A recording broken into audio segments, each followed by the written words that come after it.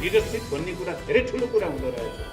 Leadership गलत मान्छेको हातमा गयो भने इमान्दार कम्युनिस्टहरू पनि केही समय रणभुल्लमा पर्ने या फुत्किन गाह्रो हुने हुँदो रहेछ। त्यो हामीले नेपालको कम्युनिस्ट आन्दोलनमा मात्रै होइन, विश्व कम्युनिस्ट आन्दोलनमा पनि हामीले देखेका छौँ। चाहे रुसमा भएको प्रतिक्रान्तिको कुरा गरौँ या अन्यत्र पूर्वी युरोपका देशका प्रतिक्रान्तिको कुरा गरौँ, लिडरसिपको कारणले नै इमान्दार कम्युनिस्टहरूको बाहुल्य तर पार्टी पङ्क्तिमा हुँदै पनि लिडरसिपले गलत लाइन लिइसकेपछि इमान्दार कम्युनिस्टहरू पनि कहीँ न कहीँ त्यसको शिकार हुने खतरा हुँदो रहेछ।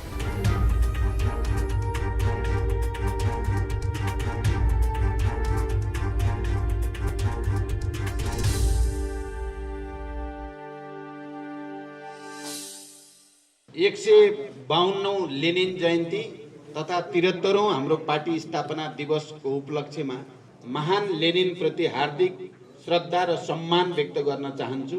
कम्युनिस्ट आन्दोलन अझ खास गरी हिन्दुस्तानमा तेलङ्गाना सशस्त्र विद्रोह जस्ता ऐतिहासिक विद्रोहहरू अगाडि बढ्दै गरेको निकै सकारात्मक र उत्साहवर्धक परिवेशमा नेपाल कम्युनिस्ट पार्टीको गठन भएको हो। यस अर्थमा एउटा असाधारण क्रान्तिकारी परिवेशमा 2006 मा कम्युनिस्ट पार्टी गठन भयो। म अहिले त्यसको लामो व्याख्यातिर जान चाहन्न। विकासको आफ्नो द्वन्द्वात्मक नियम अनुसार नै यो पार्टीभित्र थुप्रै वैचारिक सङ्घर्षहरू भए, मतभेदहरू भए। अन्तर्राष्ट्रिय कम्युनिस्ट आन्दोलनमा चलेको महाविवादको असर पनि नेपालको कम्युनिस्ट आन्दोलनमा पर्यो र 2019 सालमा तेस्रो महाधिवेशन सम्पन्न भएपछि डिफ्याक्टो पार्टी विभाजित हुन पुग्यो र विभिन्न टुक्रामा तल इलाके स्तरमा क्रियाशील हुने परिस्थिति बन्यो। फेरि पछि विकासकै नियम अनुसार नै र अन्तर्राष्ट्रिय कम्युनिस्ट आन्दोलन र वर्ग सङ्घर्षको राष्ट्रिय र अन्तर्राष्ट्रिय परिवेशसँगै पार्टी पुनर्गठनका विभिन्न प्रयासहरू भए र ती प्रयासहरू मध्ये पनि 3टा प्रयासहरू अलि दीर्घकालीन रणनीतिक महत्त्वका भए।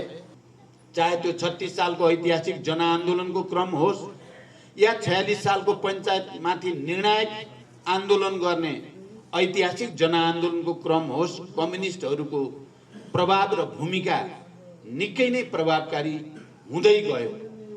त्यसमाथि 46 सालको ऐतिहासिक जनआन्दोलनपछि फेरि एकचोटि पार्टी एकीकरण र पुनर्निर्माणका नयाँ प्रयास र पहल कदमीहरू अगाडि बढे।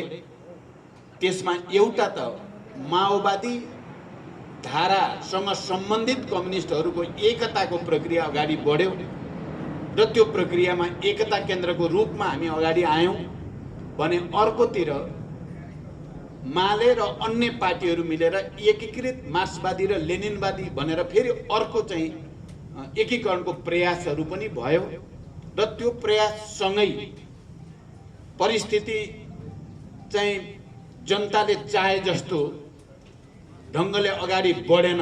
नेपालमा क्रान्ति अधुरै छ, अपुरै छ र नेपाली क्रान्तिलाई नयाँ सिराबाट अगाडि बढाउन जरुरी छ भन्ने सोचका साथ माओवादी जनयुद्धको ऐतिहासिक प्रक्रिया अगाडि आयो भने साथसाथै संशोधनवादका विरुद्ध, अवसरवादका विरुद्ध र प्रतिक्रियावादका विरुद्ध सङ्घर्ष गर्दै क्रान्तिकारी जनआन्दोलन सृष्टि गर्ने प्रयासहरू पनि हुँदै गए।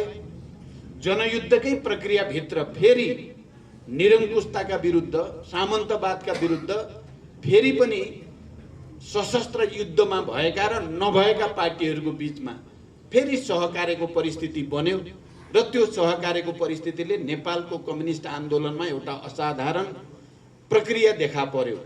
जनयुद्ध र जनआन्दोलन, शान्तिपूर्ण जनआन्दोलनका पक्षधर र सशस्त्र जनयुद्ध सञ्चालन गरिरहेका पार्टीहरूको बीचमा समझदारी भएर संयुक्त जनआन्दोलन र जनयुद्ध समायोजन गर्ने ऐतिहासिक र अभूतपूर्व प्रक्रिया पनि नेपालको कम्युनिस्ट आन्दोलनमा देखा पर्यो र यो असाधारण प्रक्रियाले नेपालमा केही चिज नितान्त नयाँ बन्यो। मैले अहिले व्याख्या गर्न सम्भव छैन। त्यो भनेको के हो भने सामन्तवादका विरुद्ध पुँजीवादी जनवादी क्रान्ति कम्युनिस्ट पार्टीको मुख्य सक्रियता र नेतृत्वमा अन्य बुर्जुवा पार्टीहरूलाई पनि सहमतिमा लिएर आधारभूत रूपले त्यो क्रान्ति सम्पन्न भयो। यो दुनियाँमा कमै देख्न पाइन्छ। यो क्रान्ति न हामीले विगतमा सोचे जस्तो सामन्तवाद र साम्राज्यवाद विरोधी नयाँ जनवादी क्रान्तिका रूपमा नै सम्पन्न हुन सक्यो, न यो फेरि पुरै पुरानो प्रकारको पुँजीपति वर्गको नेतृत्वमा भएको पुँजीवादी क्रान्ति नै भयो। यो सर्वहारा वर्गको मुख्य नेतृत्व, कम्युनिस्ट पार्टीको मुख्य नेतृत्व, जनयुद्धको मुख्य भूमिका सहित सामन्तवादमाथि निर्णायक प्रहार गरिएको बुर्जुवाहरूलाई पनि एक हदसम्म अंश दिएर सम्झौता गरेर गरिएको नयाँ प्रकारको क्रान्ति भयो। मलाई लाग्छ हाम्रा बुद्धिजीवी साथीहरूले, हाम्रा कम्युनिस्ट आन्दोलनका सबै नेता कार्यकर्ताहरूले यो पक्षलाई गम्भीर रूपले विचार गर्न जरुरी छ। यो हाम्रो ऐतिहासिकता, हाम्रो विशेषता, हाम्रो मौलिकता, हामीले हासिल गरेको उपलब्धिको विशेष स्थितिको बारेमा सबैले चिन्तन मनन गर्न जरुरी छ। अहिले हामी शान्ति सम्झौतापछि संघीय लोकतान्त्रिक गणतन्त्रको घोषणा भइसकेपछि प्रतिस्पर्धाको तरिकाद्वारा कम्युनिस्ट आन्दोलनलाई समाजवादी दिशातिर लाने कुरा गरेका छौँ र यही प्रक्रियाभित्र हामीले नै माओवादी केन्द्रकै तर्फबाट अब केही दशक सायद नेपालमा शान्तिपूर्ण प्रतिस्पर्धाको राजनीति नै अगाडि जान्छ र वर्ग सङ्घर्ष, राजनीतिक सङ्घर्षहरू नयाँ परिवेशमा अगाडि जान्छ भन्ने विश्वासको साथ हामीले अब कम्युनिस्ट आन्दोलनलाई एकताबद्ध गर्न सक्नु पर्दछ।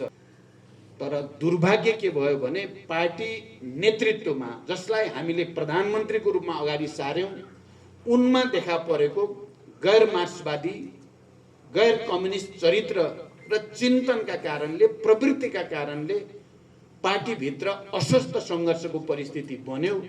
मैले त आज पार्टी स्थापनाको दिवसको यो ऐतिहासिक दिनमा ती कुरालाई स्मरण गर्दै गर्दा म के भन्न चाहन्छु, के सम्झाउन चाहन्छु भने म बडो खुसी थिएँ।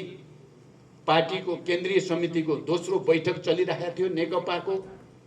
मैले त्यसको कार्यकारी अध्यक्षता ग्रहण गर्ने र कार्यकारी अध्यक्षको हैसियतले बैठक सञ्चालन गर्ने, दस्तावेज प्रस्तुत गर्ने, निर्णय गर्ने पहल गरेको थिएँ र त्यो 5 दिन चलेको त्यो बैठकले अब यो कम्युनिस्ट एकता सुदृढ भयो।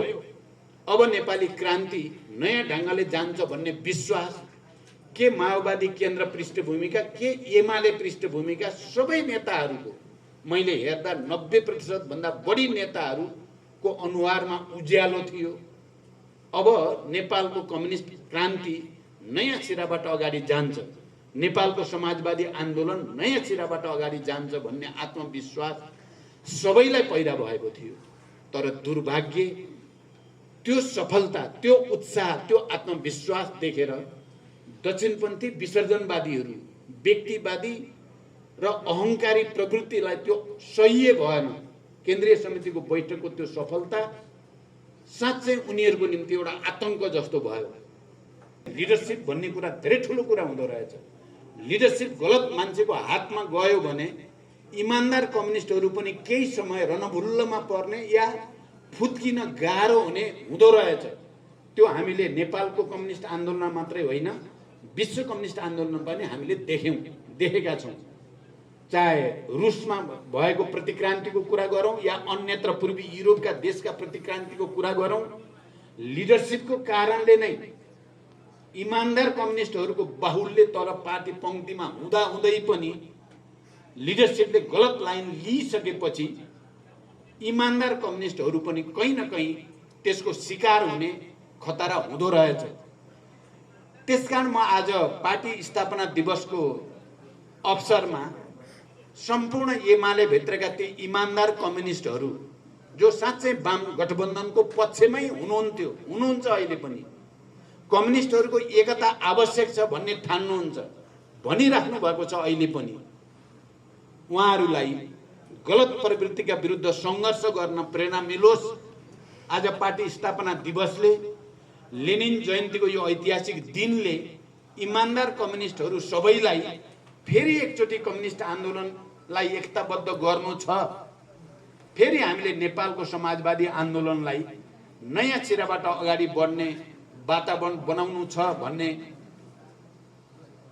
उत्प्रेरणा ऊर्जा आजको दिनले सबैलाई दियोस्।